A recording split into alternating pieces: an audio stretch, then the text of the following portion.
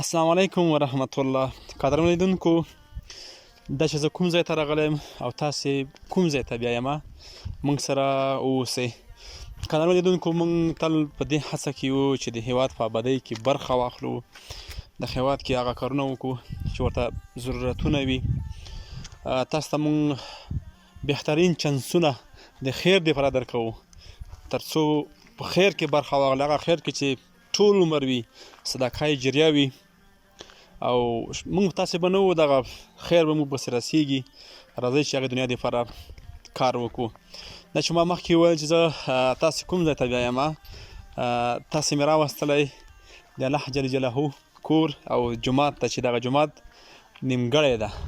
څو کاله کېږي چې دغه برنډې دیوالونه ولاړ دي، خو د هغه د موادو نه شتون له امله بیرته خراب شوي.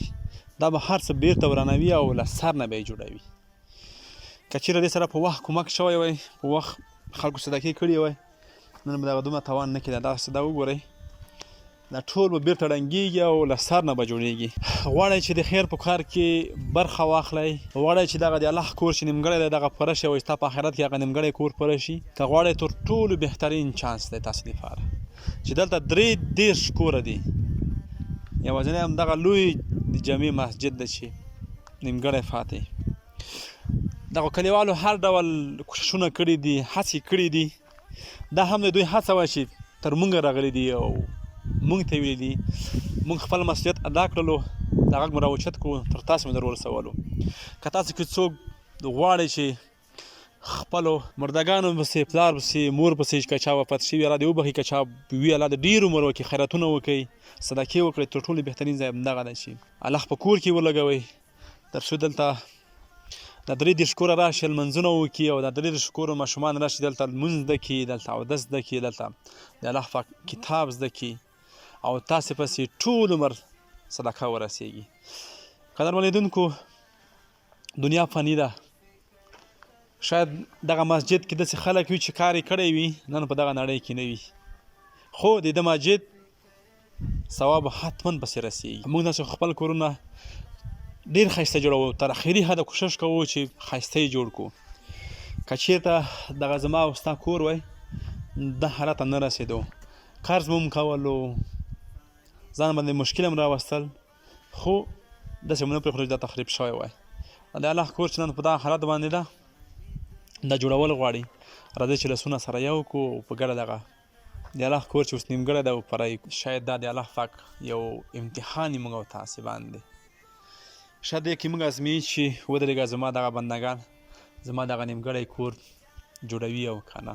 راځئ په دې فکر کې واوسو، که چېرته موږ دغه کور د الله کور جوړ کړو، نو دې بدله موږ ته الله جل جلاله په خپله راکوي، او هغه دنیا کې موږ دپاره ښایسته کورونه جوړوي. راځئ چې هغه ښایسته کورو دپاره په دغه دنیا کې قرباني ورکړو او دغه د الله کور پوره کړو. که تاسو د الله جل جلاله نه په هغه دنیا کې یو کور غواړئ، یو ښه کور غواړئ، نو په دغه دنیا خو د الله جل جلاله کور جوړ کړئ که نه. ځکه که له هغه نه تمه کوو، باید په دغه دنیا کې موږ هم یو څه وکړو، ولې چې موږ د امتحان دپاره رالېږل شوي یو، د موږ د امتحان اخلي. راځئ چې دغه امتحان کې ځانونه کامیاب کړو او هغه دنیا دپاره کار وکړو، او د الله نه یې بدلې هغه دنیا وغواړو چې هغه ژوند نه ختمېدونکی دی، هغه د ټول عمر دپاره ژوند دی. قدرمن لیدونکو، تاسو ګورئ چې د دې یوازې دا برنډي پاتې ده، د دې دغه لوی مسجد چې دی جوړ شوی، پټ شوی دی، هر څه مکمل شوي دي. یوازینی چې پاتې شوی برنډې یې پاتې ده، او ځینې نور کارونه د هغه پاتې دي. نو راځئ چې دغه نیمګړي کارونه یې هم ورپوره کړو. دا خپرونه په همدې هیله پای ته رسوو چې بل ځل راځو او تاسو سره د دې جومات د خوشحالۍ ویډیو شریکه کوو، تاسې هم خوشحاله شئ او دغه 33 کوره هم خوشحاله شي، او د دې هغه ماشومان هم ډاډه زړه باندې راشي دلته درس ووایي. تر بیا ښې چارې، ښه وخت. سوچ کړه د هر چا کډه روانه ده کنه ده، فاني دنیا خو پاتې د هر چا نه ده کنه ده، فاني دنیا خو پاتې د هر چا نه ده کنه ده. جمیل هم در دوراس کې اعلانونه څومره کېږي، جمیل هم در